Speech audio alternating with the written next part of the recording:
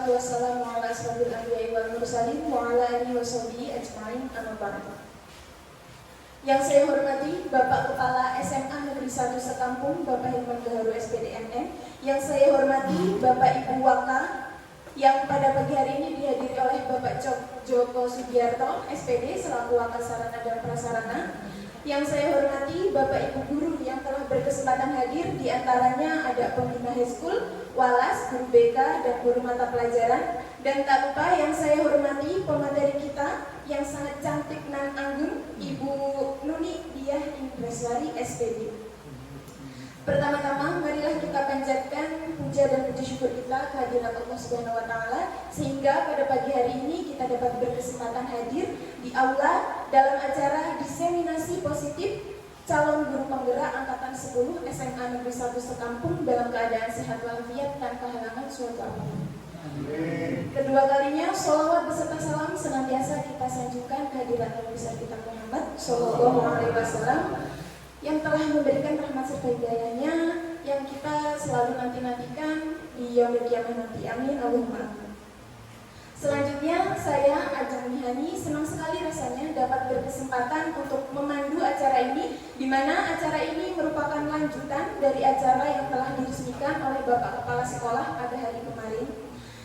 Untuk menyingkat waktu, marilah kita buka acara ini dengan membaca basmalah. Bismillahirrahmanirrahim. Acara yang kedua yaitu penyampaian materi. Saya mau sedikit pantun, mohon dibantu catatnya. Catat. Jalan-jalan bertemu angsa, angsanya terbang ke sana kemari. Mari kita sambut pemateri kita yang luar biasa, Ibu Nuni Diah Indreswari. Tepuk tangan yang meriah untuk Ibu. Terima kasih kepada Ibu Moderator. Assalamualaikum warahmatullahi wabarakatuh. Yang terhormat Bapak Kepala SMA Negeri 1 Sekampung, Bapak Hilman Gaharu SPDMM, dan yang saya hormati Bapak Ibu guru SMA Negeri 1 Sekampung yang sudah sudi untuk hadir di acara diseminasi budaya positif yang akan hari ini saya pandu. Mungkin Bapak Ibu banyak kesibukannya, mohon maaf telah mengganggu waktunya. Bapak Ibu, di sini tugas kami sebagai CGP harus menyebarluaskan materi atau mendiseminasi atau mengimbaskan materi di modul 1.4 tentang budaya positif. Harapannya tidak ada perbedaan paradigma di antara kita mengenai budaya positif yang kita lakukan di SMA Negeri 1 Sekampung ini.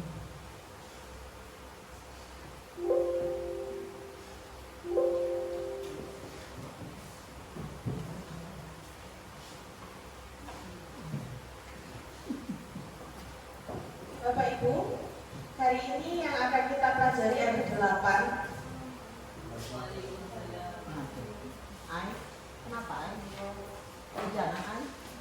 Yaitu tentang perubahan paradigma belajar, disiplin positif, nilai kebajikan universal sampai dengan segitiga restitusi.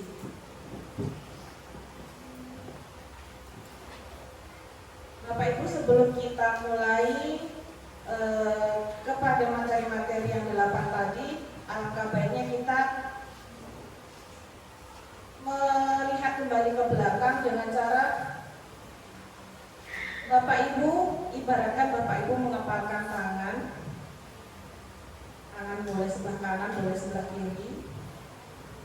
Isinya adalah barang yang sangat Bapak Ibu sayangi atau cintai, atau barang yang sangat berharga. Ya, yang bisa digenggam. Jika teman Bapak Ibu yang ada di sebelah kanan atau kiri Bapak Ibu itu meminta untuk membukanya, apakah Bapak Ibu akan memberi? Bagaimana? Diberikan tidak? Yang ngomong sini. Oh, dia simbolnya. Ya. Tergantung isinya. Kalau isinya sangat berharga pasti digegem, ya. Kalau bisa jangan sampai kelihatan sedikit pun. Takutnya kalau uang nanti dihutang. Tapi lu ngomong. Oh gitu. Nah, inilah yang terjadi sebelum kita ada di kurikulum Merdeka ini. Jadi ketika kita sebagai guru itu sukanya memaksa anak-anak untuk kamu harus sesuai dengan saya, kamu harus begini, kamu harus begitu. Padahal anak itu punya keyakinan diri, motivasi diri untuk membuka atau menutup dirinya. Nah, disitulah kita belajar paradigma belajar yang saat ini, yaitu kita belajar di kurikulum Merdeka. Pada kurikulum Merdeka ini kita orientasinya ada ini Bapak Ibu. Tentu Bapak Ibu sudah paham karena sudah 1 tahun bergelut dengan kurikulum Merdeka. Yang pertama adalah berorientasi pada penguatan kompetensi. Yang kedua adalah pengembangan karakter. Nah, pengembangan karakter ini kalau di kurikulum Merdeka kan ada siswa itu diharapkan supaya berkarakter profil pelajar Pancasila. Bapak Ibu juga sudah paham profil pelajar Pancasila itu ada 6 dimensi, yaitu beriman dan bertakwa, mandiri, bernalar kritis, kreatif, bergotong royong, dan berkepribadian global. Walaupun mungkin lupa ya Bapak Ibu, apa ya profil pelajar Pancasila itu. Kemudian kita akan masuk ke teori kontrol dari Dr. William Glasser. Ini yang nanti akan menjadi dasar dari budaya positif yang akan kita pelajari. Jadi pada teori kontrol ada miskonsepsi tentang makna kontrol. Ada 4 miskonsepsinya. Yang pertama, ilusi guru mengontrol murid. Jadi sepertinya anak-anak itu nurut sama kita. Diperintah ini iya, perintah itu iya. Tetapi ternyata itu hanya ilusi kita Bapak Ibu. Belum tentu dalam hati mereka itu setuju dengan apa yang kita lakukan. Yang kedua, ilusi penguatan positif, efektif, dan bermanfaat. Nah, di sini maksudnya adalah jika kita memberikan nasihat kepada anak itu terlalu dalam, terlalu bujukannya itu terlalu inilah, terlalu banyak kita memberi nasihat, maka anak-anak akan tergantung pada gurunya. Akhirnya kalau tidak ada guru itu, dia tidak bisa menemukan jati diri atau saya harus bagaimana ya ini menghadapi masalah ini, karena dia sudah terbiasa dikasih nasihat. Iya, ketergantungan terhadap guru yang memberi nasihat tersebut. Yang ketiga, ilusi kritikan dapat membuat orang merasa bersalah.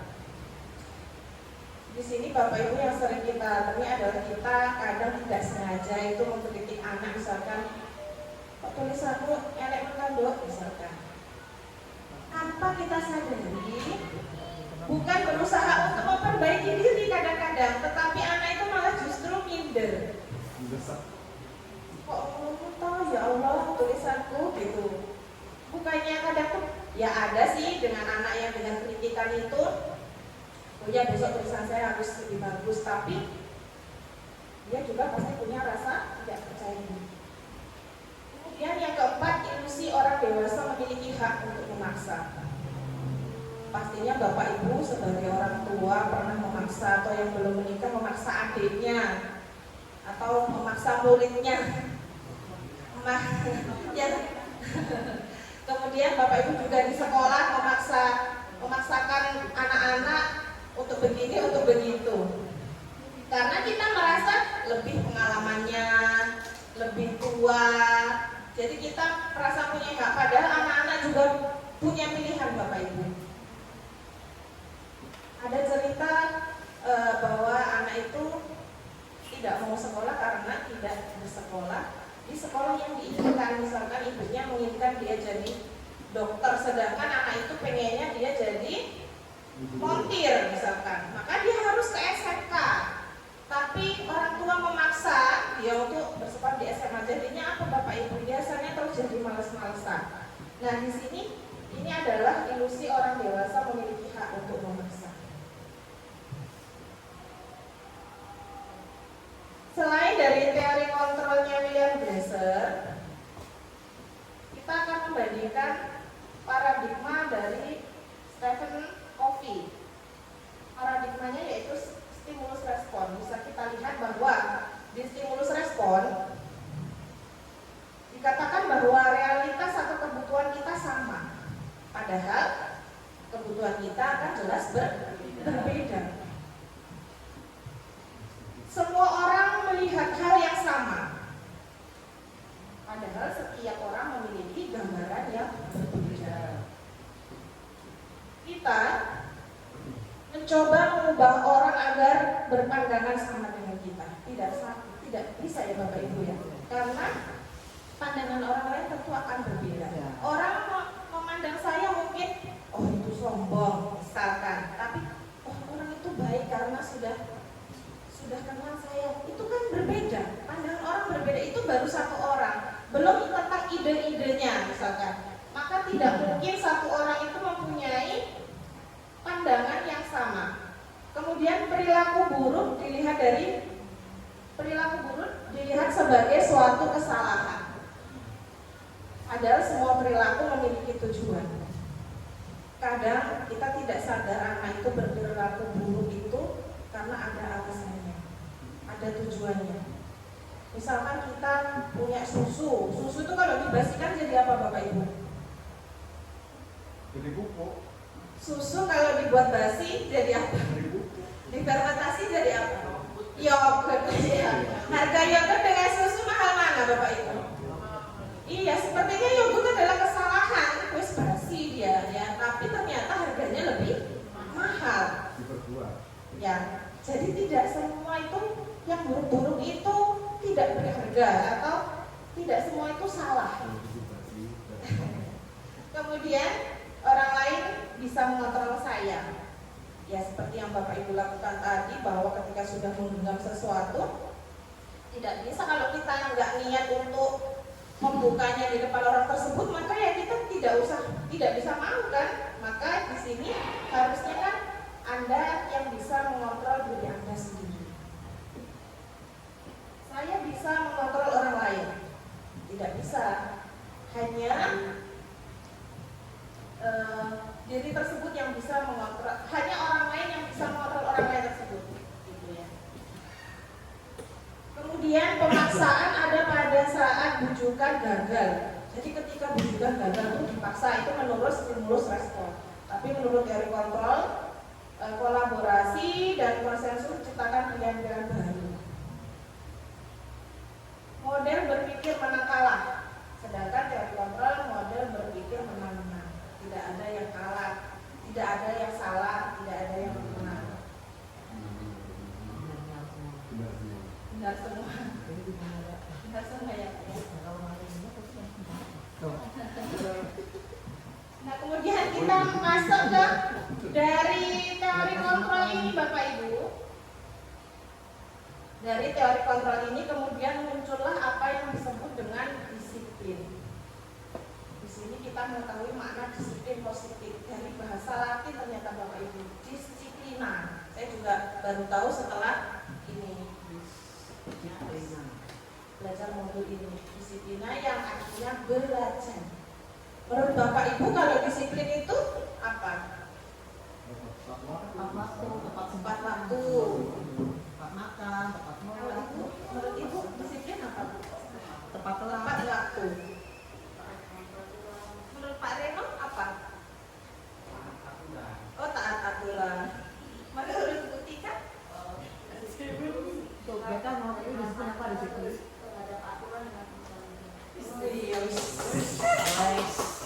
Kepala 22.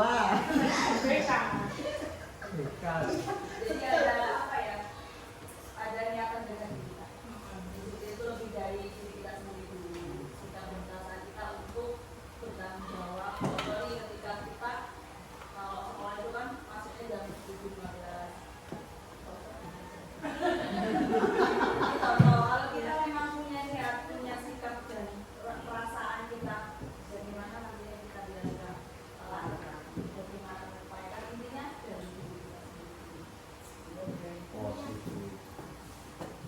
Betul ya Bapak Ibu, jadi disiplin itu adalah kesadaran diri untuk berlaku sesuai dengan keyakinan-keyakinan yang kita yakini. Ya. Jadi kita harus sadar dulu. Sadar terus berlaku dengan penuh tanggung jawab terhadap apa-apa yang kita yakini. Nah, sekarang kira-kira nih, apa saja sih nilai-nilai kebajikan universal yang Bapak Ibu ketahui? Ada yang ingin menyumbangkan ide? Apa sih nilai-nilai kebajikan? Nilai-nilai kebajikan bertakwa pada Tuhan Yang Maha Esa. Oke. Gotong royong. Ada lagi, Bapak Ibu? Menyantuni anak yatim. Termasuk kebajikan ya Pak ya? Bertanggung jawab. Kita sudah dapat 4 nilai-nilai yang menyantuni anak yatim, bertanggung jawab, gotong royong, dan beriman kepada Tuhan. Betul Bapak Ibu. Jadi nilai-nilai kebajikan itu nilai-nilai yang baik, yang kita anut, yang kita yakin bahwa itu tuh memang baik. Kalau mencuri, nilai-nilai kebajikan bukan? Bukan, gitu ya Bapak Ibu. Nah di sini, di sini Bapak Ibu, contoh lain dari nilai-nilai kebajikan itu ada pada profil pelajar Pancasila. Apa tadi yang tadi itu? Dan 9 pilar karakter. Ini sudah tahu belum Bapak Ibu ada Indonesian Heritage Foundation? 9 pilar karakter itu ternyata ada ini ya Bapak Ibu ya. Ada cinta Tuhan, kemandirian dan tanggung jawab, jujur, amanah, diplomatis, hormat dan lain-lain. Nah ini adalah nilai-nilai kebajikan yang harapannya ada pada diri kita dan anak-anak murid.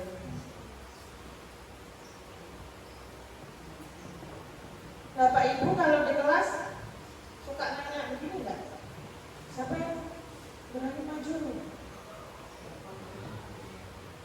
Ibu nggak berkelas Ibu. Iya, bukan Ibu berarti pertanyaan, bukan Ibu berarti.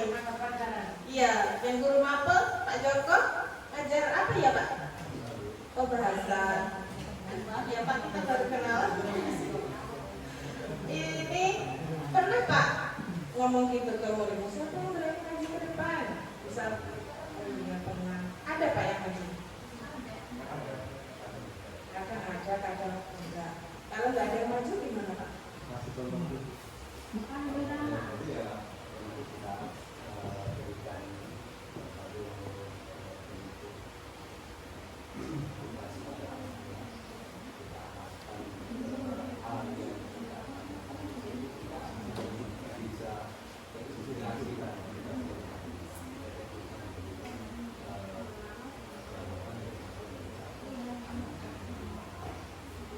Ya, bagus sekali Pak Joko jawabannya.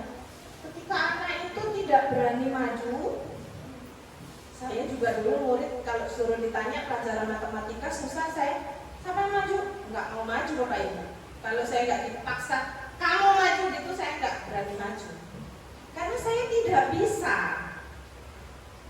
Tapi begitu sabarnya Pak Joko dengan ketika siswanya itu tidak mau maju, memberikan motivasi dan menanyakan kembali pertanyaan apa yang ditanyakan tersebut, membimbing anak. Nah sebenarnya kita harus seperti beliau Bapak Ibu.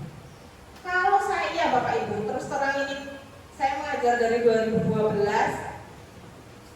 Kalau tidak ada yang maju, biasanya yang pertama saya itu kalau nggak maju nggak pulang, itu saya. Atau kalau nggak ada yang maju, nggak istirahat. Pernah juga, siapa yang mau maju saya kasih duit. Pernah Bapak Ibu, iming-iming. Bapak Ibu ada nggak yang pernah memberikan iming-iming seperti itu? Kasih permen. Kadang itu agak menyesal juga ya Bapak Ibu. Kadang duit kalau anak SMK tuh nggak mau 2.000 gitu ya. Oh 5.000 gitu. Itu pernah saya lakukan Bapak Ibu. Dan belajar motivasi perilaku manusia. Diana Gosen ini Bapak Ibu yang menyatakan bahwa ada 3 perilaku manusia. Ya.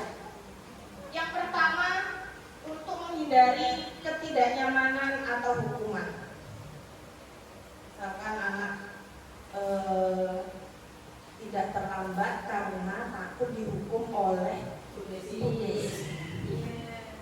Ya, misal ya Bu ya, misal. Kemudian, jadi bukan karena kesadaran sendiri. Yang kedua, untuk mendapatkan imbalan atau penghargaan diri. Seperti tadi misalkan, sampai bisa mengerjakan ini soal ini, dapat buat tempe goreng 2 dari saya misalkan. Nah ini berarti anak itu hanya pengen tempe goreng saja Bapak Ibu, tidak ingin melakukan karena motivasi dari dalam diri. Nah kemudian tipe yang ketiga itu adalah untuk menjadi orang yang mereka inginkan dan menghargai diri sendiri dengan nilai-nilai yang mereka percaya. Nah, ini harapannya Bapak Ibu. Kita mengharapkan siswa kita itu berperilaku karena ini. Mereka ingin menghargai diri sendiri. Jadi tidak terlambat itu bukan karena takut dengan Bu Desi, tetapi karena mereka sadar bahwa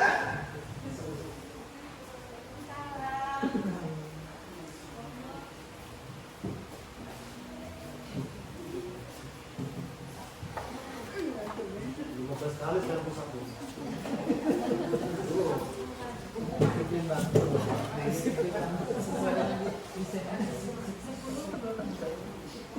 selamat datang Bapak Ibu. Mohon maaf tadi kami mulai duluan.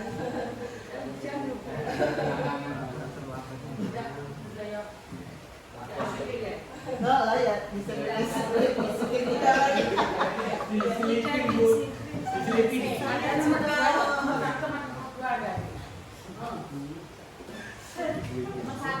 Kita lanjutkan kembali ya Bapak Ibu. Kita harapannya anak kita ini ada di motivasi yang ketiga, menghargai diri sendiri dengan nilai-nilai yang mereka percaya. Jadi ketika mereka berbuat baik itu karena mereka ingin menjadi lebih baik, bukan karena takut dengan guru A dan dengan guru B atau ingin dilihat orang lain dan sebagainya. Bapak Ibu, di sini ada beberapa tindakan guru yang akan kita cari jawabannya, apakah ini termasuk hukuman atau termasuk konsekuensi. Yang nomor 1, mencatat 100 kali di dalam buku kalimat saya tidak akan terlambat lagi karena terlambat ke sekolah. Ini konsekuensi atau hukuman Bapak Ibu? Hukuman. Ada yang konsekuensi? Menghukum.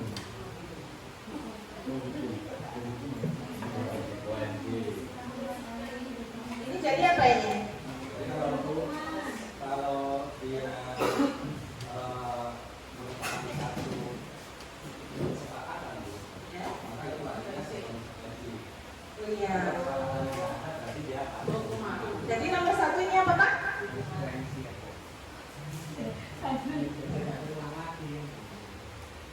Ini adalah hukuman. Memberatkan tidak? Beratkan. 100 kali menulis loh Bapak Ibu. Iya. Beratkan. Hukuman memberatkan. Beratkan tapi Kemudian tidak sesuai dengan apa yang dia lakukan.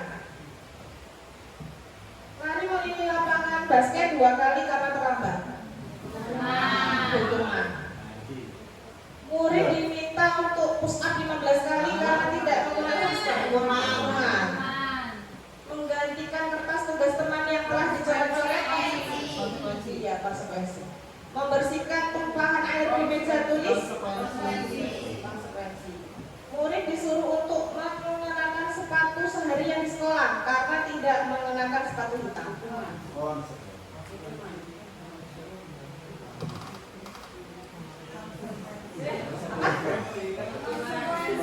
Hukuman, Bapak Ibu. Lari mengelilingi lapangan basket 2 kali karena terlambat 10 menit untuk pelajaran PJOK. Konsekuensi karena ini pelajaran PJOK.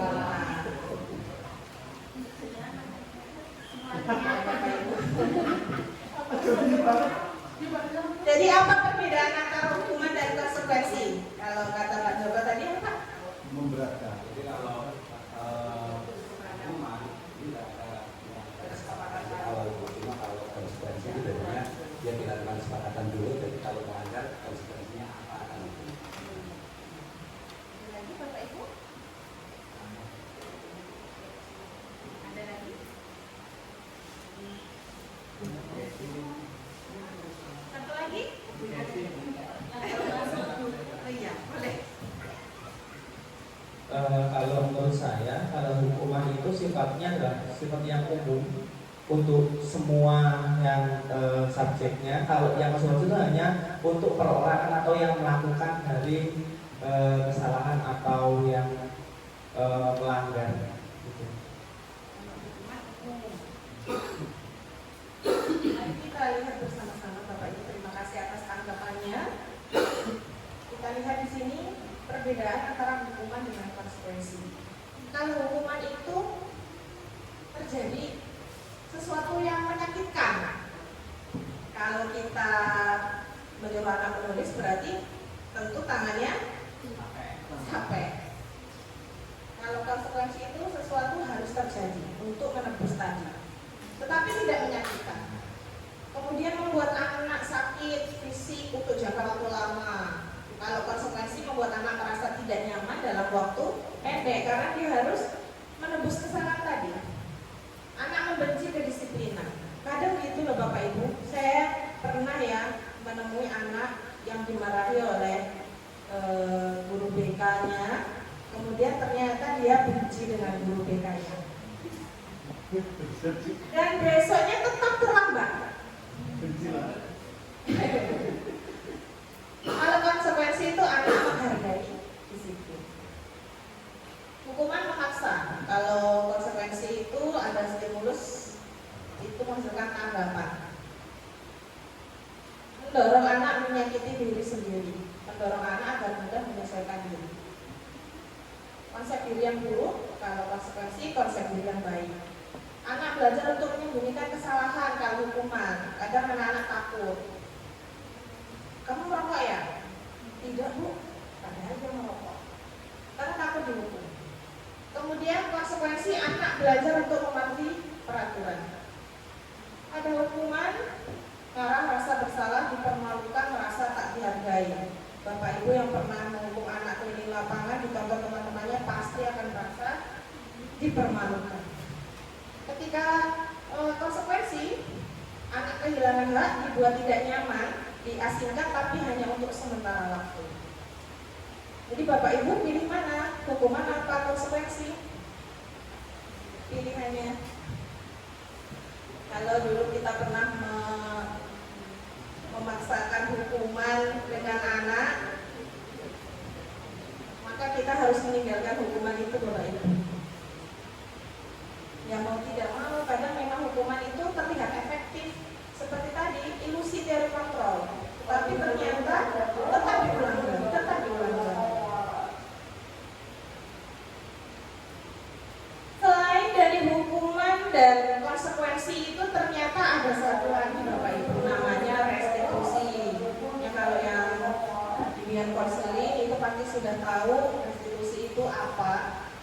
Jadi restitusi itu temennya tadi Bapak Ibu, hukuman dan konsekuensi. Hanya saja kalau restitusi adalah proses menciptakan kondisi bagi murid untuk memperbaiki kesalahan mereka sehingga mereka bisa kembali pada kelompok mereka dengan karakter yang lebih kuat. Jadi di sini diajarkan untuk murid mencari solusi atas masalah yang mereka perbuat. Murid berpikir tentang orang seperti apa yang mereka inginkan dalam diri mereka sendiri. Jadi murid diajar begitu ya Bapak Ibu, dalam restitusi ini diajar untuk mencari jati diri dan memecahkan masalah yang mereka buat. Ini adalah restitusi. Ini adalah ciri-ciri restitusi. Ada 9 Bapak Ibu. Sepertinya ya ciri-ciri ya, tawaran bukan paksaan, menuntut untuk melihat ke dalam diri, terus kemudian restitusi itu cara yang paling baik daripada hukuman dan konsekuensi. Kemudian restitusi fokus pada solusi dan mengembalikan murid pada kelompoknya. Artinya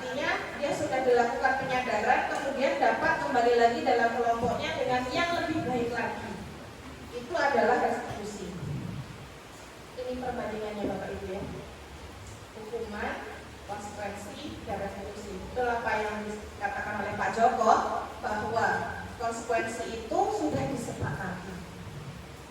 Kalau hukuman itu satu arah, anak tidak bisa menolak, semuanya dari dulu.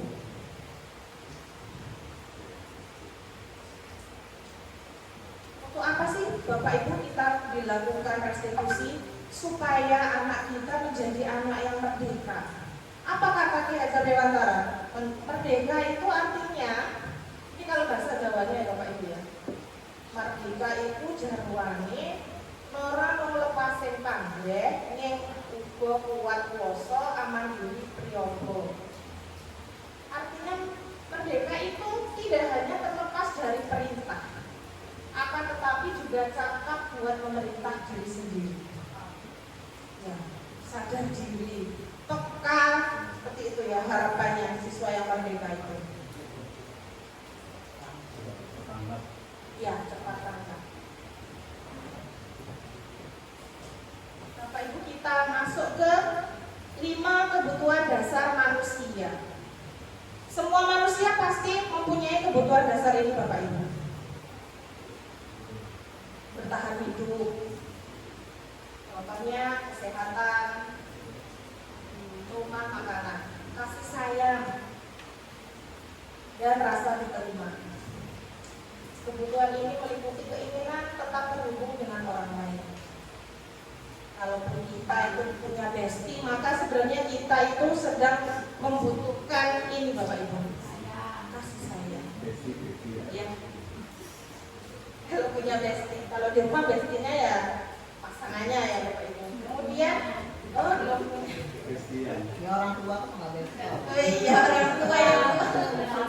Bilang orangnya juga. Sama Bukan kayak gitu. di rumah. Iya, itu juga gitu. Kemudian kebutuhan kebebasan.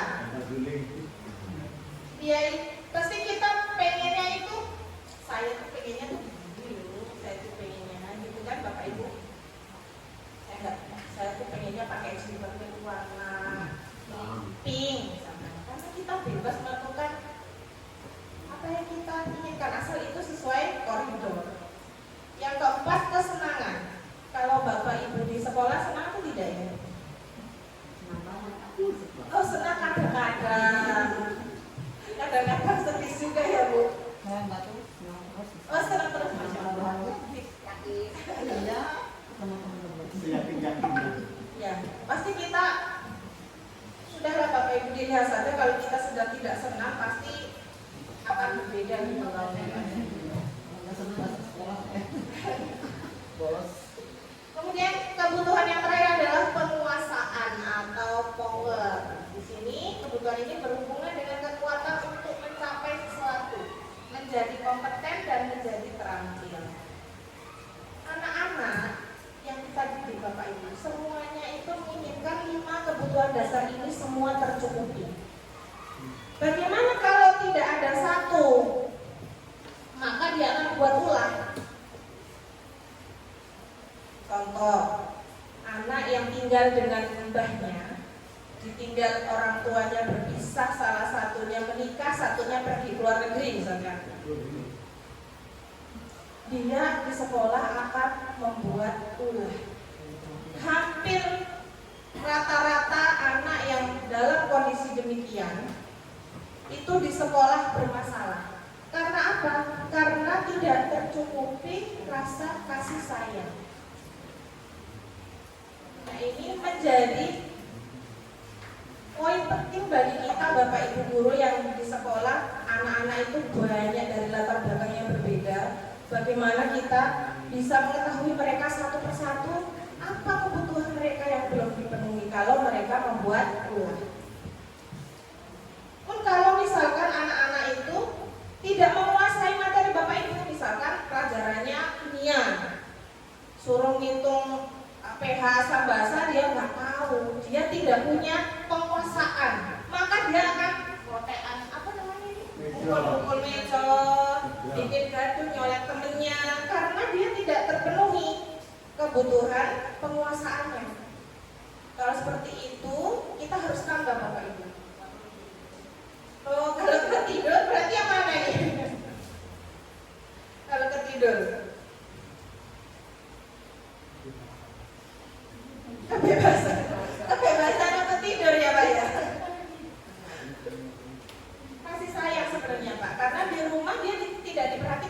tidur jam 2, jam 1, jam 3. Orang tuanya nggak peduli, maka di sekolah dia tidur. Ibu ini ada satu cerita. Ibu Ambar, guru wali kelas 2A di SD Pelita Hati, sedang bingung menghadapi ulah muridnya namanya Doni. Beberapa anak di kelas 2A telah datang padanya mengadu dan mengeluhkan Doni yang seringkali meminta bekal makan siang dengan paksa. Jika Anda menghadapi situasi seperti ini, apa yang Anda lakukan? Maka kita akan kembali ke 5 kebutuhan dasar tadi. Mana yang belum tercukupi untuk si Doni? Kebutuhan dasar apa Bapak Ibu kira-kira? Kasih sayang. Kenapa kasih sayang, Bu? Nggak enak sakit. Iya, nggak ada yang sakit, Pak. Betul. Kemudian ada lagi? Bertahan hidup. Karena perutnya keroncongan, Bapak Ibu. Akhirnya perut keroncongan, dia nanti pingsan kalau nggak makan, akhirnya mengganggu teman. Senangannya ganggu temennya. Tadi Bapak Ibu. Jadi setelah saya belajar itu saya jadi setiap anak yang bermasalah kita kembali ke 5 kebutuhan dasarnya apa yang belum tercukupi. Kita bimbing mereka untuk bisa menemukan atau mengakomodir kebutuhan dasar yang belum tercukupi dari mereka. Nah ini Bapak Ibu, 5 posisi kontrol. Bapak Ibu pasti pernah nih melakukan ini. Yang pertama penghukum. Penghukum itu biasanya hukuman fisik. Terus selalu ngomong gini, kamu itu selalu saja terlambat. Apa yang bisa dibanggakan dari kamu? Terlambat terus bisa nggak Pak Ibu ya? Sambil matanya melotot. Nah ini adalah Bapak Ibu dengan tipe penghukum. Masa semua juga? Penghukum dia, pembapaknya kesalahan dia, teman dia, pemakainya mana itu dia? Masih berarti harus semuanya udah.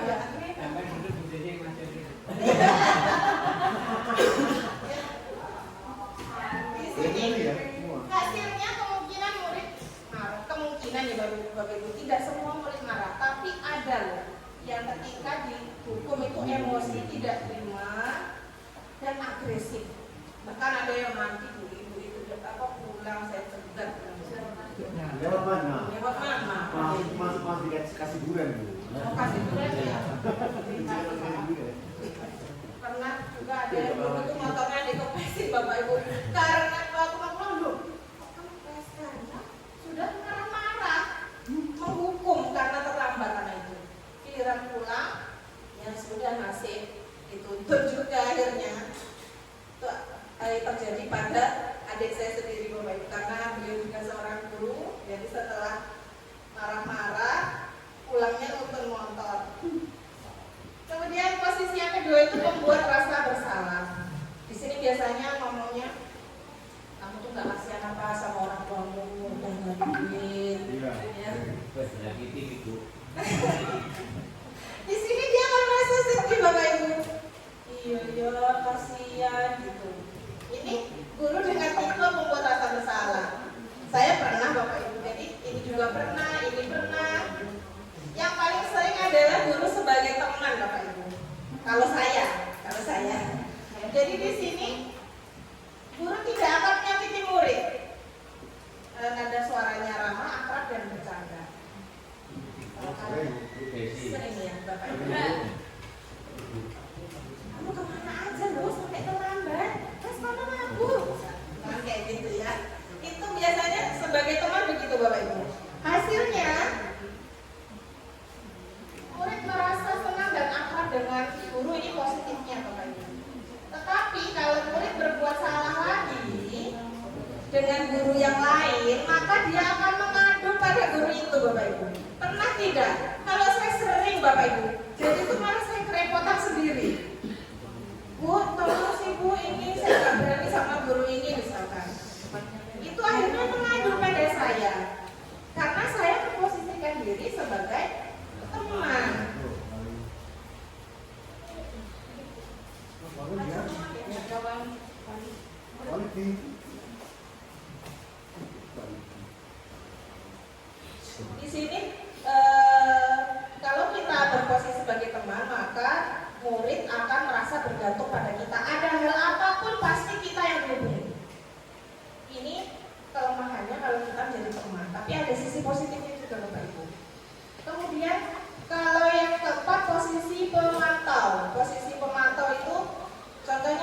Kemarin kamu sudah terlambat, sekarang kamu terlambat lagi. Sudah berapa poin kamu? Dia mengetahui semuanya tentang anak itu. Itu posisi pemantau. Apa konsekuensinya kalau kamu terlambat? Seperti itu. Pokoknya lurus sesuai aturan. Guru itu sebagai pemantau. Hasilnya, murid memahami konsekuensi yang harus dijalankan karena telah melanggar. Tapi hanya memahami konsekuensinya saja. Tidak ada dalam dirinya itu motivasi untuk memperbaiki diri. Itu guru sebagai pemantau. Nah, yang kelima ini yang paling baik Bapak Ibu adalah guru sebagai manajer. Jadi di sini mempersilahkan murid bertanggung jawab dan mencari penyelesaian masalah. Menggunakan ada suara tulus, bahasa tubuh tidak kaku, mendekat ke murid. Biasanya nanya, terus bagaimana cara kamu perbaiki masalah ini? Anak disuruh mencari solusi dari apa yang mereka lakukan. Bapak Ibu, apakah pernah melakukan semua? Sambil makan, Bu. Gimana Pak? Cara manajer tadi enaknya sambil diajak makan. Gitu ya. Makan bakso lagi sama Ya, ayam. kenyang dulu kan nyambung, Bu. Semoga ada nyambung ya Pak ya. Karena tadi kebutuhan nomor 1 tadi nggak terpenuhi berarti Pak. Bapak Ibu, mari kita flashback. Makan bakso. Mana-mana yang sudah pernah kita lakukan, mana-mana kita sudah tahu itu ada kekurangannya, kita berusaha menjadi posisi manajer walaupun itu juga sulit Bapak Ibu.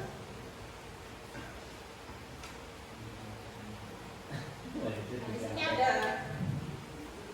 videonya. Perlu di-setel nggak ya Bapak Ibu?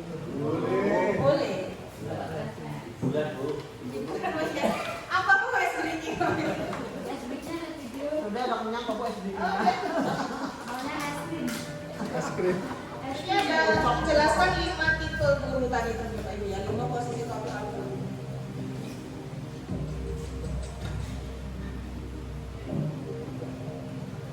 Naren, sini kamu. Selalu terlambat. Kamu deh, pasti terlambat. Kamu, saya Apa? Apa coba? Dia video ya. Alasan kamu apa lagi? Kapan sih kamu tidak terlambat? Banyak bocor, Bu. Malas sekali ya kamu jadi anak. saya Dasar pemalas. Gak kapok sih kamu. Sudah berapa kali terlambat? Sana, kamu keliling lapangan basket 2 kali. kenapa saya harus keliling lapangan basket, Bu? Kenapa? Kamu melawan ibu. Berani-beraninya jawab. Sudah terlambat, masih berani jawab pula. Sekarang, keliling lapangan basket 5 kali sekalian. Biar kapok. Cepat. Pergi sana ke lapangan basket.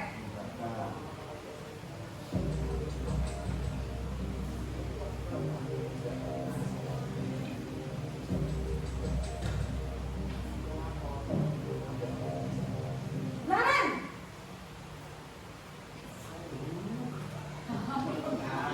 Selamat pagi, Bu. Naren, kamu kenapa terlambat lagi, nak?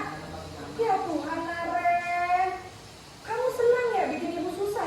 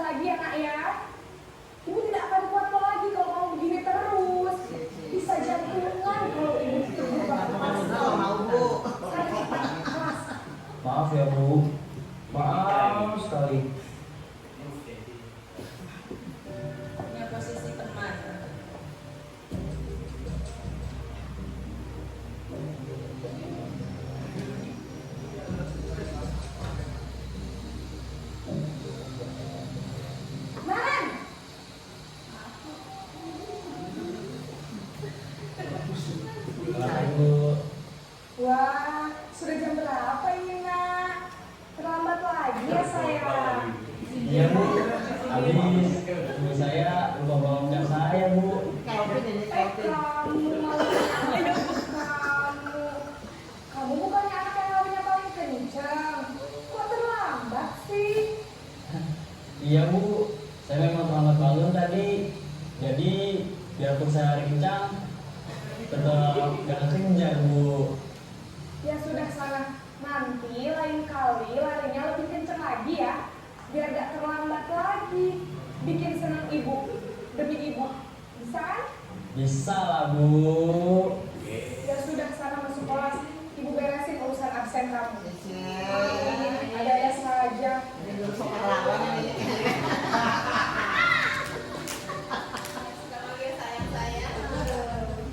Ada cinta nih deh. Di balik itu. Nan! Iya. Selamat pagi, Bu. Naren, apa peraturan sekolah kita tentang jam berapa kita harus masuk sekolah, nak? Kita harus di sekolah jam 7, Bu. Iya betul, sekarang sudah jam 7.20. Naren sudah tahu konsekuensinya jika terlambat lagi. Karena, Bu, saya harus tinggal kelas pas jam istirahat selama 20 menit. Iya benar, konsekuensinya demikian. Jadi nanti jam 9.30 pas istirahat, kamu harus tinggal di kelas, kerjakan tugas tambahan untuk ketertinggalan kamu, ya? Baik, Bu.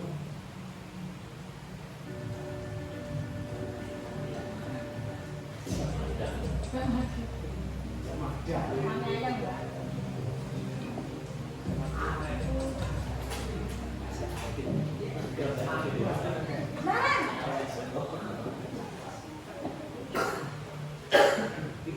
Selamat pagi, Bu. Selamat pagi, Naren. Maaf, Bu, saya terlambat.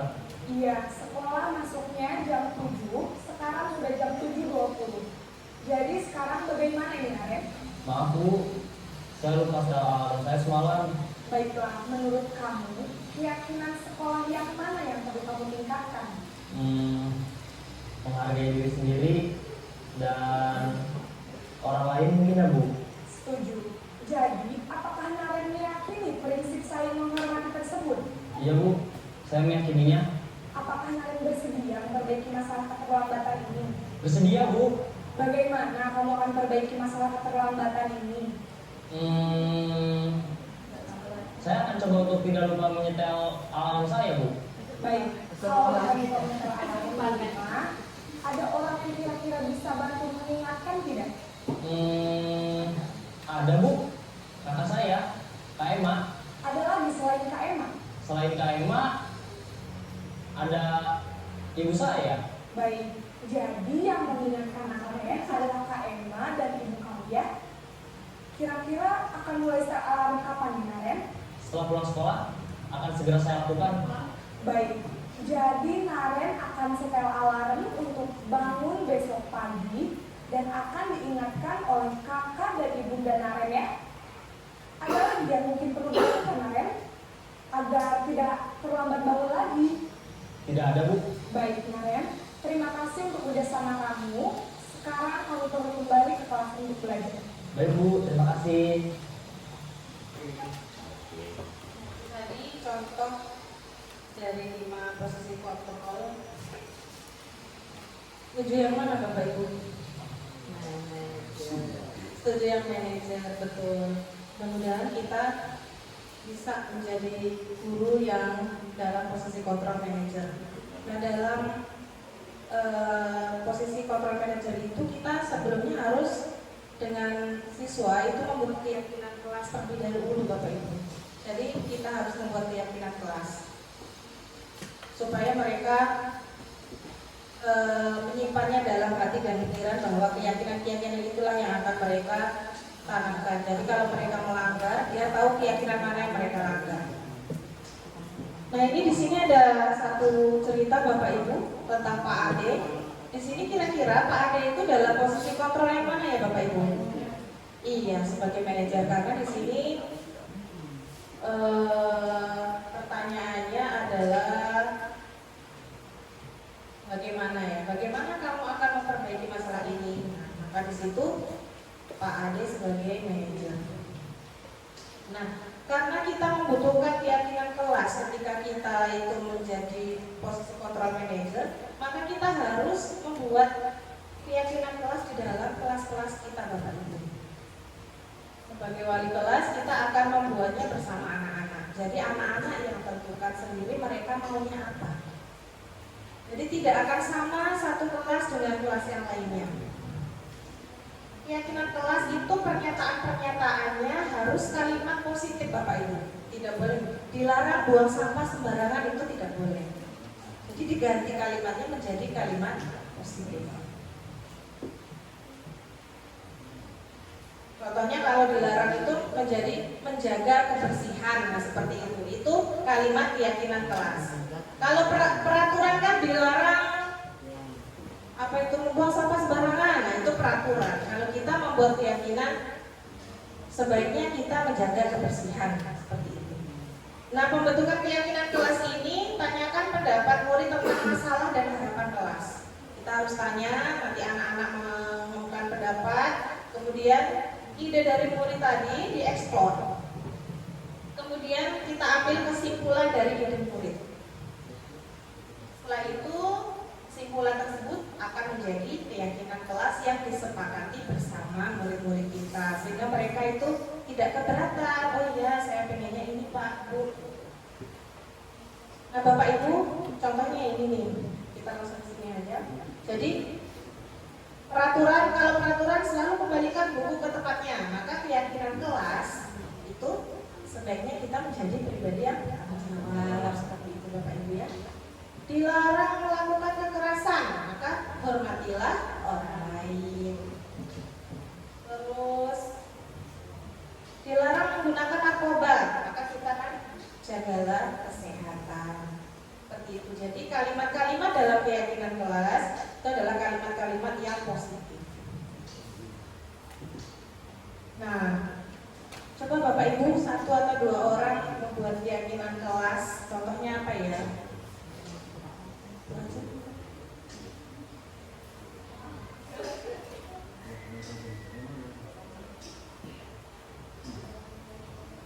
Mungkin contohnya mengumpulkan tugas tepat waktu.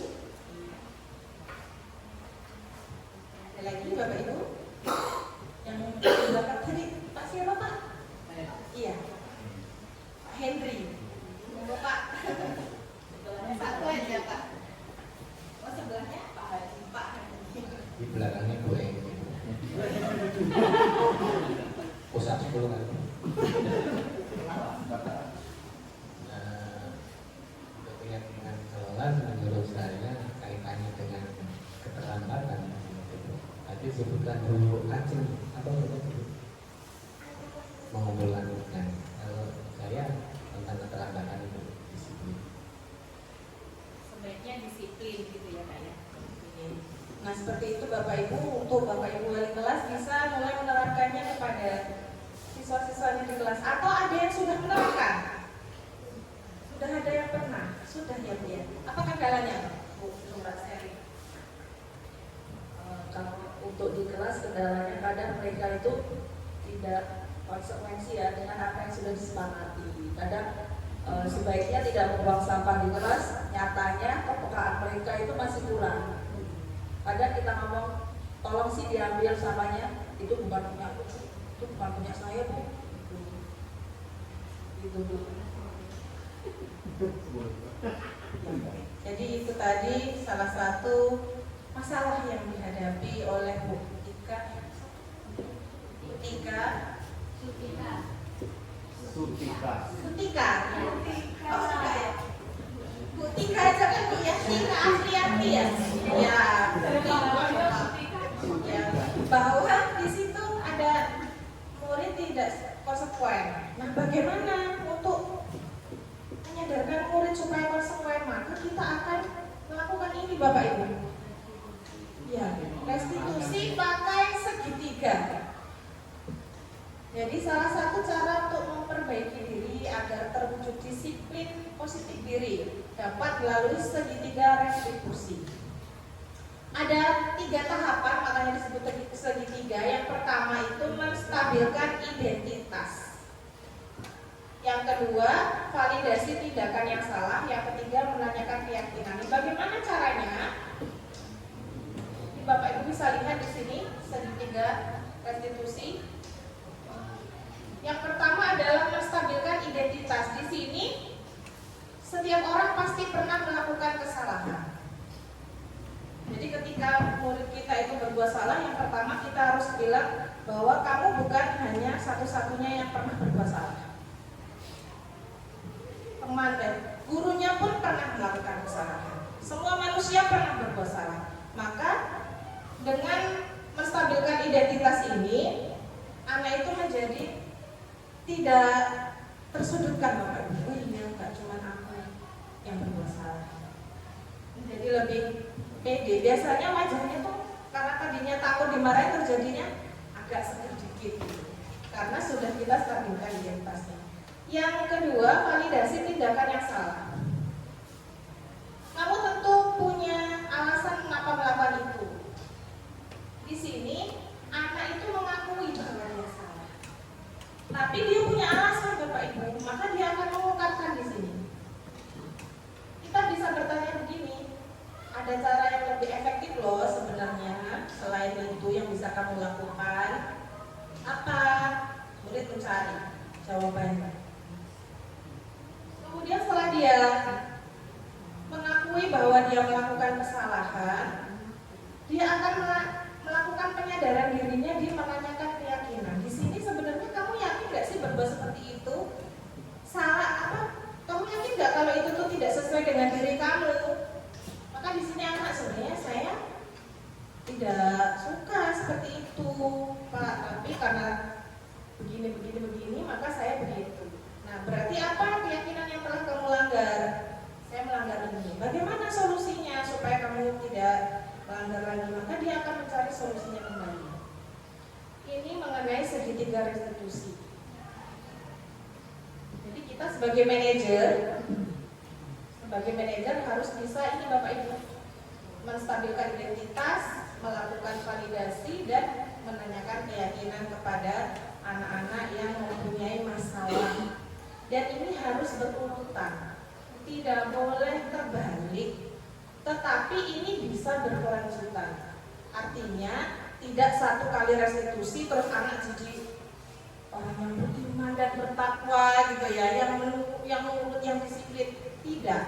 Jadi anak itu pasti punya proses. Prosesnya ada yang sekali, 2 kali, ada yang 1 bulan, ada yang 1 tahun, ada yang ketika mereka lulus baru menyadari, iya ya, guru itu guruku begini. Jadi kita tidak bisa memaksakan anak itu untuk berubah sesuai dengan keyakinan. Mereka sendiri yang akan menemukan bahwa oh saya harus begini. Nah ini contoh-contoh pertanyaan, contoh-contoh kata-kata dari guru untuk menstabilkan identitas. Di sini anak yang merasa gagal karena berbuat salah menjadi positif terhadap dirinya. Ya, tidak ada manusia yang sempurna. Bapak Ibu juga pernah berbuat salah, gitu ya. Bapak Ibu tidak tertarik mencari tahu siapa yang benar, siapa yang salah. Di sini kata-kata ini diperlukan pada saat kita menstabilkan identitas. Kemudian yang kedua, validasi tindakan yang salah. Di sini kata-kata ini juga bisa. Apa yang penting bagi kamu? Misalkan kamu punya alasan apa kok kamu melakukan hal itu bisa kita bicarakan pada saat kita melakukan validasi tindakan yang salah. Kemudian menanyakan keyakinan bisa dengan apa nilai yang kita percaya di kelas. Keyakinan apa yang di kelas yang sudah kamu langgar? Ya. Ketika kamu melakukan itu, kamu menjadi orang seperti apa? Harusnya kamu menjadi orang seperti apa? Nah itu bisa kita tanyakan pada saat kita menanyakan keyakinan. Nah ini skenario Bapak Ibu yang saya lakukan dengan murid saya di sekolah yang lama. Contoh segitiga restitusi. Ini mohon maaf ya Bapak Ibu, nanti kalau misalkan saya kelihatannya tidak natural. Contoh yang pernah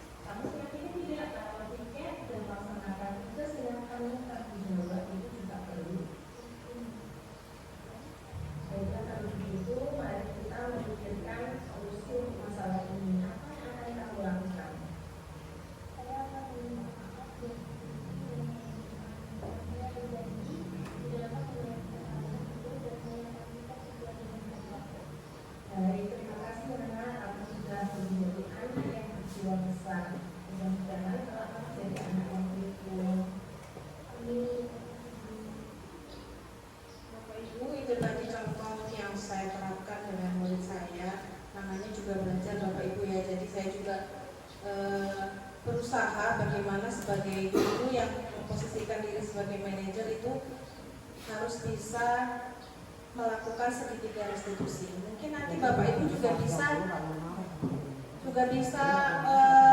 mengaplikasikannya ketika Bapak Ibu menemui masalah di dalam kelas masing-masing. Itu saja sharing dari saya Bapak Ibu. Terima kasih atas waktunya. Jika ada salah dan kekurangan saya mohon maaf. Saya akhiri. Assalamualaikum warahmatullahi wabarakatuh. Saya kembalikan kepada yang berkenan.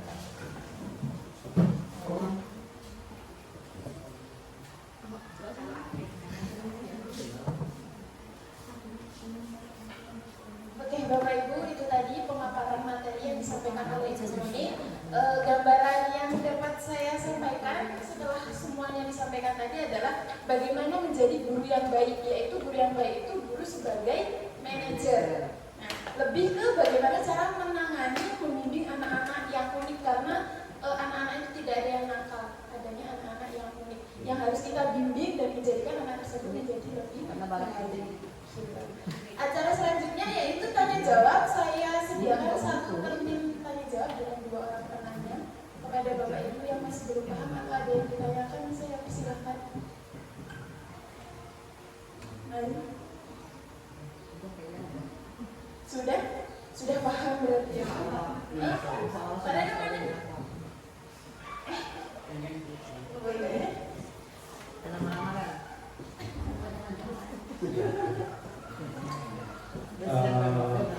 Simpel sebenarnya. Saya juga pernah dari wali murid yang sudah membuat kesepakatan kelas. Cuma memang setiap kelas itu selalu ada beberapa anak yang menonjol dan terlalu aktif, beraktif. Nah, udah diterapkan seperti anak tadi itu, kita bimbing, kita panggil sampai mereka di ke BK. Ternyata anak itu tidak berubah-ubah. Nah, sebenarnya ada nggak trik biar mereka itu cepat, karena nggak bisa sampai kelas 10 sampai kelas 2 tahun itu kan nggak ada perubahan yang signifikan. Walaupun sudah berganti wali kelas bahkan ke BK lagi itu belum ada perubahan. Mohon triknya untuk yang anak seperti itu. Terima kasih atas pertanyaannya. Silakan Ibu. Terima kasih kepada Pak Rino yang sudah bertanya. Jadi ketika ada anak yang bermasalah itu kita pertama lihat dulu Pak, 5 kebutuhan dasarnya itu sudah tercukupi atau belum. Kalau memang sudah tercukupi, kita melakukan restitusi itu tidak bisa. Kan restitusi itu tidak hanya sekali. Penyadaran itu tidak lalu bimsalabim jeng, jadi orang yang berbudi bakar kubur dan lain-lain. Maka itu menjadi tantangan bagi Bapak bagaimana menganalisis 5 kebutuhan dasar itu dulu. Kalau ada satu yang tidak tercukupi, itu akan menjadi tetap masalah pada anak itu. Coba dilihat latar belakangnya. Sudah dilihat. Sudah kunjungan. Berarti kita harus terus melakukan segitiga restitusi itu Pak, sampai dia berubah. Kalau kata fasil saya, pernah anaknya itu, karena saya pengalamannya sedikit ya Bapak Ibu, jadi saya mengambil contoh dari cerita yang diceritakan oleh fasilitator saya. Kan kebetulan beliau kepala sekolah, dari ketika anak satu itu dimarahin oleh guru BK-nya sampai teriak-teriak kencang, kedengeran sampai ruang kepala sekolah. Ditanya, kenapa Bu kok marah-marah gitu? Ini lulus setiap hari Senin, tidak pernah berangkat. Kemudian ditelusuri, ternyata hari Senin itu bekerja karena menjadi tulang punggung keluarganya. Jadi Sabtu, Minggu, Senin itu adalah jadwal dia bekerja. Ya, kemudian oleh ibu kepala sekolah dikasih restitusi Bapak Ibu, tidak langsung Senin besok itu berangkat, tidak. Tetap Senin itu kita pantau, datang nggak, oh nggak datang. Berarti ketika Selasanya kita panggil kembali. Kenapa kok Senin? Belum dapat izin dari bosnya karena sudah kerjanya itu sudah sip-sipan ternyata. Itu anak SMA. Kemudian kemudian oh iya kalau gitu coba besok bilang ya dengan bosnya, bisa nggak Sabtu Minggu aja kerjanya karena kan kamu harus sekolah. Akhirnya Bu katanya. Kemudian minggu depan lagi ya belum juga. Terus dipanggil kembali. Pada saat pemanggilan keberapa itu anaknya hari Senin hadir. Dan ditanya gimana, sudah bilang dengan Pak Bosnya, sudah Bu, alhamdulillah boleh. Jadi Sabtu Minggu ya. Jadi Bapak Ibu, mungkin kita perlu kesabaran yang ekstra Bapak Ibu, dalam menangani anak itu. Kecuali anak-anak yang dalam kondisi itu tidak taat hukum Bapak Ibu ya. Misalkan terjerumus pada hal-hal yang itu tidak pidana ya Pak ya. Itu maka kita tidak bisa lagi melakukan restitusi Bapak Ibu, itu harus kita serahkan kepada hukum. Tapi ketika kenakalannya itu masih dalam tahap tidak terpenuhi 5 kebutuhan dasar, seperti anak itu tadi, artinya dia kalau tidak bekerja tidak makan Bapak Ibu, karena orang tuanya tinggal ibunya, sedangkan ibunya itu tidak bisa bekerja. Maka dia akan kehilangan kebutuhan dasar satu, tidak bisa makan, tidak bisa sekolah. Itu Bapak Ibu. Jadi ketika anak-anak memang sudah di institusi kok masih terus, jangan bosan-bosan Bapak Ibu, selalu kita pantau. Siapa tahu kita menjadi wasilah atau jalannya anak itu untuk menerima hidayah. Itu sih menurut saya ya Bapak Ibu. Ada yang mau menanggapi nggak? Kalau dari saya itu Bapak Ibu, ya ini teori ya Bapak Ibu. Mari kita sama-sama belajar menjadi guru dengan posisi control manager. Ada lagi? Gimana? Kurang ngaruh Bu. Kurang marah ya Pak Reno ya? Ya. Sebenarnya manfaatnya hancur juga. Ternyata emang dari keluarga itu memang kurang hangat ya keluarganya Teh Maria. Cuman sudah ibaratnya kita udah kayak sering chatting juga, telepon, kemudian di sekolah sering ngobrol. Cuman ya memang pihak keluarga memang ada yang bahkan ayahnya pun kurang mendukung gitu kan. Jadi sehingga anak itu memang sekolah itu ya tetap terbuat, walaupun udah mulai masuk fakultas kamu pasti bisa dengan, tapi tetap masih anak itu nggak plong gitu loh. Sudah kembalikan ke orang tuanya di keluarga. Bu, terima kasih. Menurut saya kita sebagai guru ya sudah nggak kurang-kurang lagi. Tapi faktor pendukungnya tetap dari orang tua. Mungkin harus ada sosialisasi juga ke orang tua yang pelajaran tentang seperti ini. Yang itu aja Bu, terima kasih.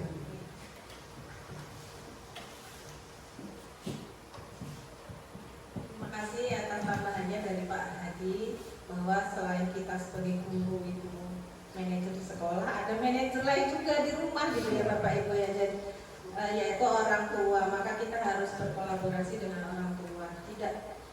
Jangan bosan-bosan Bapak Ibu, karena ya anak inilah yang jadi ladang pahala kita gitu loh ya. Jadi kita sebagai guru ya saling menguatkan. Kalau misalkan ada rekan guru lain yang mengalami hal itu ya kita saling bantu saja ya Pak, dan kolaborasi dengan orang tua itu saja. Bapak Ibu ada lagi? Kalau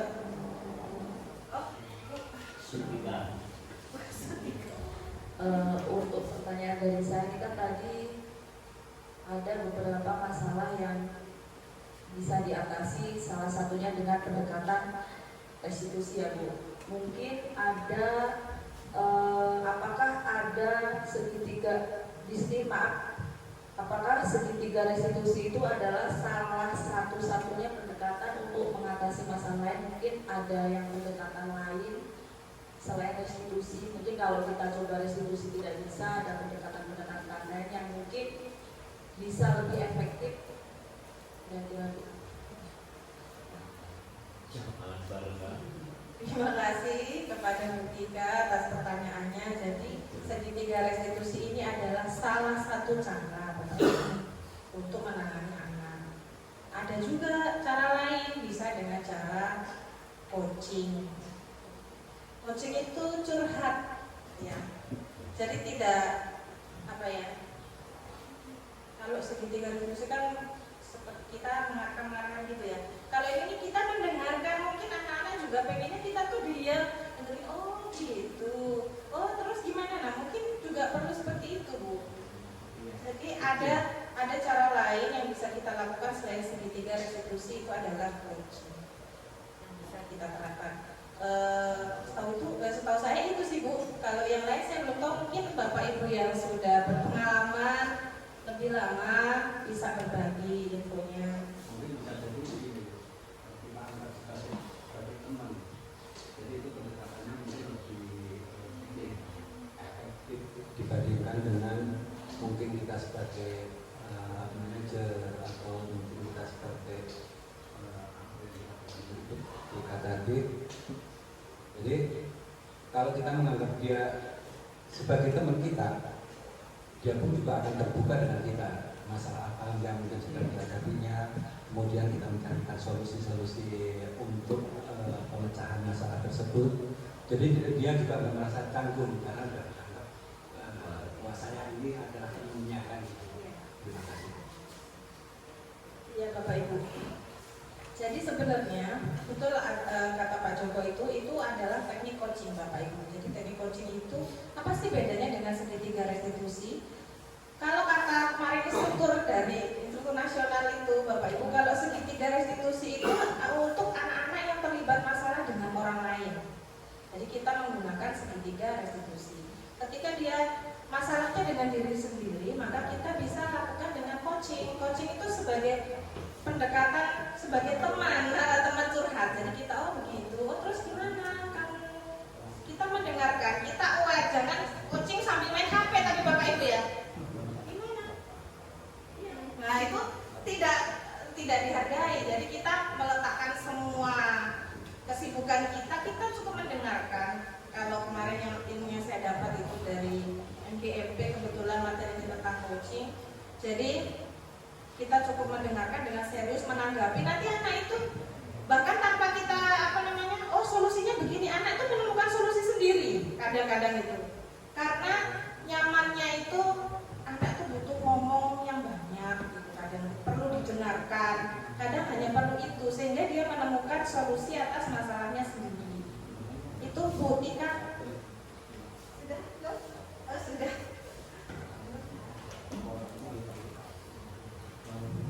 Baik, demikianlah sesi tanya jawab dengan dua orang penanya. Sudah jelas Bapak Ibu? Oke, berarti lanjut ke acara selanjutnya yaitu umpan balik. Refleksi.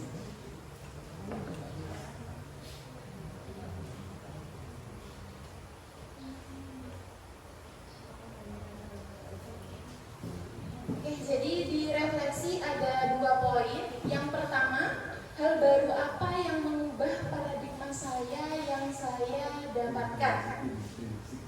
Gitu. Untuk Bapak Ibu, satu guru, silakan dijawab. Hal baru apa yang mengubah paradigma saya yang saya dapatkan? Dari semua yang telah kita dengarkan hari ini, pertanyaan nomor 1 ini bisa dijawab mungkin? Bu Eka?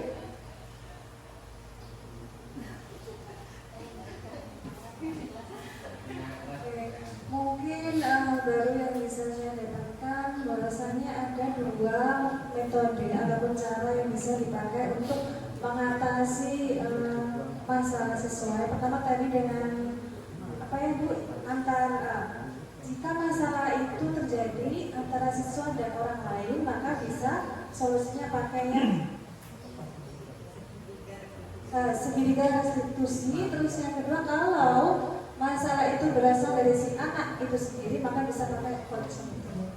Jadi mungkin itu yang saya pahami. Terima kasih.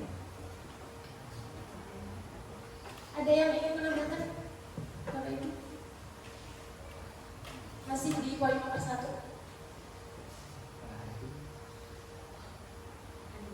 Pak Hadi boleh? Boleh. Iya Pak Seger belum, nanti aku bilang ya. Oh, Pak Seger boleh, Pak Seger. Monggo Pak Seger, diutarakan pendapatnya yang kita dapatkan. Jadi terima kasih. Hari ini saya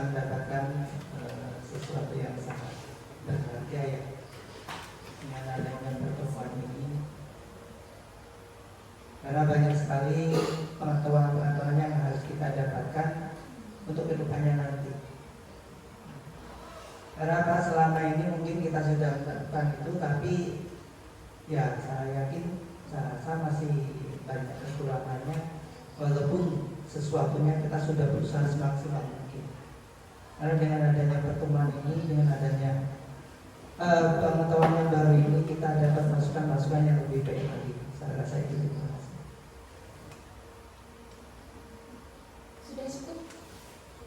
Dilanjutkan yang nomor poin kedua, yaitu perasaan apa yang muncul setelah mengikuti sesi ini, khususnya mengenai makna disiplin dan motivasi intrinsik. Berarti motivasi dari dalam ya, Bu?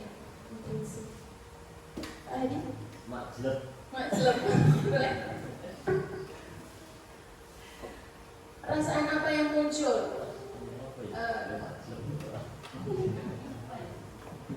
Pak Hadi, boleh? Oh, Bu Eka lagi berdaya.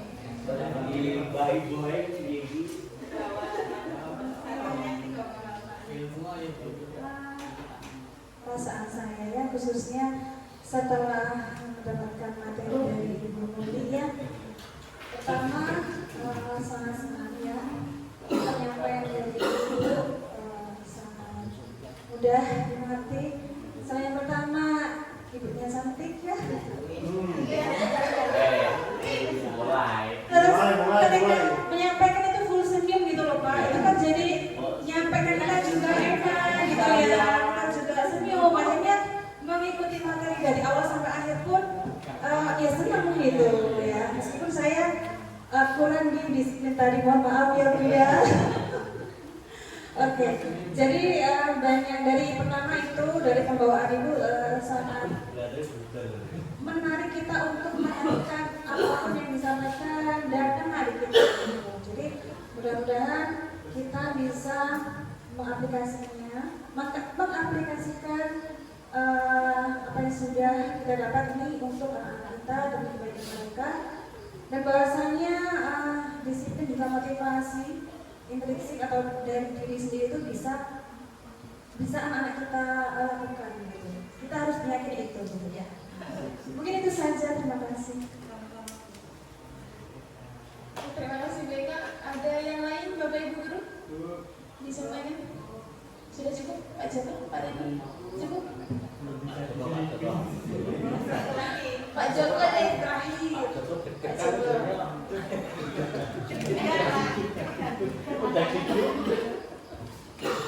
Jadi di pembelajaran kita yang kita dapatkan pada kesempatan hari ini,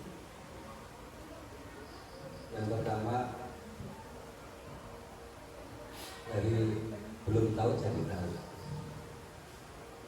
Jadi yang mungkin tadinya ini keliru bisa kita perbaiki di sesi-sesi ini.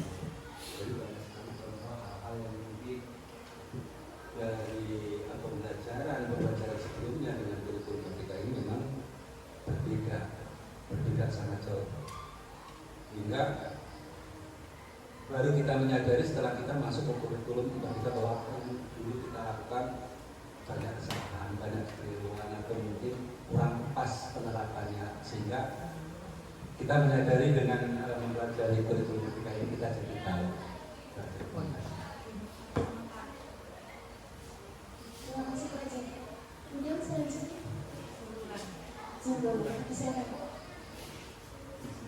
Jadi Bapak Ibu, untuk mewujudkan budaya positif di sekolah kita, maka yang pertama kita harus mengubah aturan-aturan tadi menjadi keyakinan-keyakinan kelas.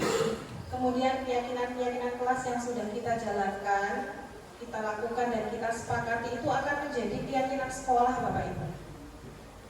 Jika sudah sampai pada keyakinan sekolah dan kita selalu terapkan hal itu, maka itu akan menjadi budaya positif yang akan melekat pada SMA Negeri 1 Sekampung. Itu saja kesimpulan dari saya Bapak Ibu. Terima kasih. Terima kasih. Berarti berakhirnya pengucapan kesimpulan dari Ibu Nuni. Berakhir juga acara kita pada pagi, masih pagi ya, pagi hari ini. Oke, kalau saya sebagai moderator, saya simpulkan ternyata menjadi guru itu berat ya Bapak Ibu, berat sekali. Oh tidak, berarti tergantung pribadi masing-masing. Mungkin karena saya baru, jadi menurut saya kok setelah lihat tadi kok berat sekali ya jadi guru ya. Tanggung jawabnya besar.